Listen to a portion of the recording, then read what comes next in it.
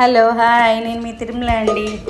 ఇవాళ ఒక పాతకాలం నాటి ఒక కర్రీతో మీ ముందుకు వచ్చానని.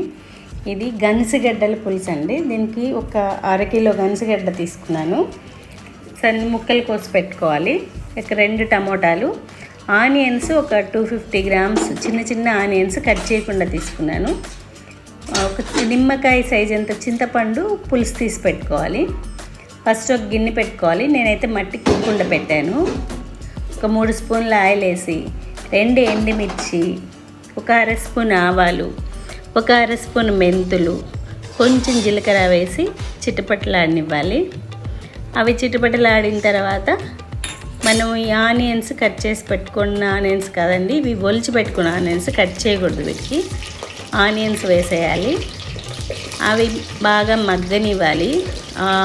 ఆయిల్లో మగ్గి ఆ పులుసులో ఉడికిన ఆనియన్ అసలు ఎమ్మీగా ఉంటుంది. చాలా బాగుంటుంది. ట్రై చేయండి. మనం వీటిలో వేసుకుంటాం కదా సాంబార్లో, ఆనియన్స్ అన్నమాట, సన్న సన్న ఆనియన్స్ బాగుంటాయి. అవి వేగి ఆ పులుసులో ఉడికి కొన్ని కర్రీస్లో మనం ఇలా వేసుకుంటే ఆ కర్రీకే ఆ టేస్ట్ ఫ్లేవరు యాడ్ అవుతుంది. ఆ పులుసుకు ఒక స్వీట్నెస్ వస్తుందన్నమాట. అవి కొంచెం వేగిన తర్వాత ఒక 2 టమోటాలు వేయించి పెట్టుకున్నాం కదా, కట్ చేసి పెట్టుకున్నాం కదా, ఆ 2 టమోటాలు వేసేసి కొంచెం పచ్చిమిరపకాయలు వేసి బాగా వేగనివ్వాలి. ఈ కర్రీస్ అన్నీ చేసుకునేటప్పుడు మనము తాలింపులో వేసుకోవాలండి ఉప్పు కారం అవి. ఎందుకంటే ఆ పులుసుకి ఆ కర్రీకి ఒక స్ట్రెచ్చర్ వస్తుంది, బాగా ఆ కలరు యాడ్ అవుతుంది అన్నమాట. అందంగా ఉంటుంది చూడ్డానికి కర్రీ. అంటే ఫస్ట్ కన్ను నిండి అయితే కదా తర్వాత పొట్ట నిండేది. కళ్ళకి అందంగా కనిపిస్తేనే కదా తినాలనిపిస్తుంది.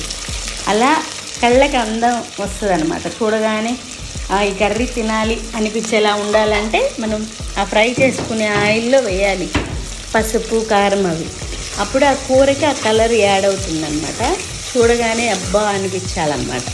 అందుకని నేను ప్రతి కూరలో అలా వేస్తాను ఆయిల్లో. అది చిన్న టిప్పు. తర్వాత ఈ గన్సిగడ్డ ముక్కలు కూడా వేసేసుకోవాలి.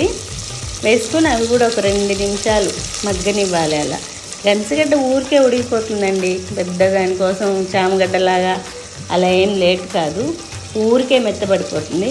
ఆనియన్స్ ఉడికినంతసేపు కూడా పట్టదనమాట. గన్సిగడ్డ త్వరగా ఉడికిపోతుంది. ఆ పులుసుకు ఒక స్వీట్నెస్ వస్తుంది గన్సిగడ్డ వల్ల. తర్వాత ఒక చిన్న బెల్లం ముక్క వేసుకోవాలన్నమాట. దాంట్లో కరివేపాకు, ఒక చిన్న బెల్లం ముక్క వేసుకొని చింతపండు మనం ఒక నిమ్మకాయ సైజు అంత చింతపండు నానబెట్టి పెట్టుకున్నాం కదా, చిన్న నిమ్మకాయ సైజు అంత చాలండి. దీనికి పులుపు ఎక్కువ పట్టదు. పులుసు తీసి పక్కన పెట్టుకోవాలి. ఇప్పుడు దీనికి నేను ఒక స్పూను ఉప్పు వేసాను, ఒక 2 స్పూన్లు కారం వేసాను, ఒక 1/2 స్పూన్ పసుపు వేసాను. అవి కూడా అలా కొంచెం ఆయిల్లో మగ్గనిచ్చి తర్వాత ఈ పులుసు పోసేయాలి. ఇది పులుసు చిలకడ దుంపలు అంటాము మనము, కొన్ని ఏరియాల్లో గన్సిగడ్డ అంటాము, స్వీట్ పొటాటో అంటాము.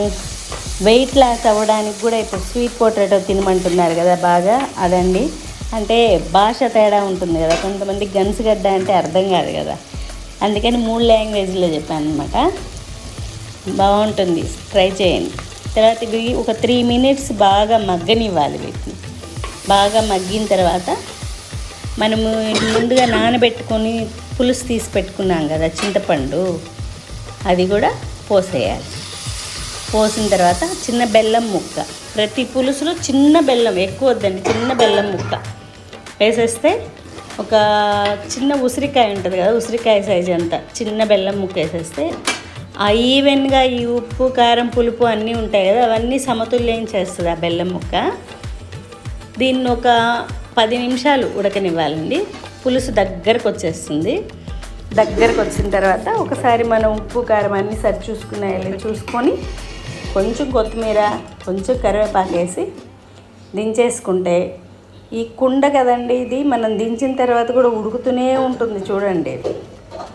ఇది బాగా దగ్గరకు వచ్చిన తర్వాత ఇంచుమించు ఇది ఒక 15 నిమిషాలు పడుతుందండి దగ్గరికి రావడానికి కర్రీ. దించేసుకొని రైస్లోకి, రోటీలోకి కూడా బాగుంటుంది.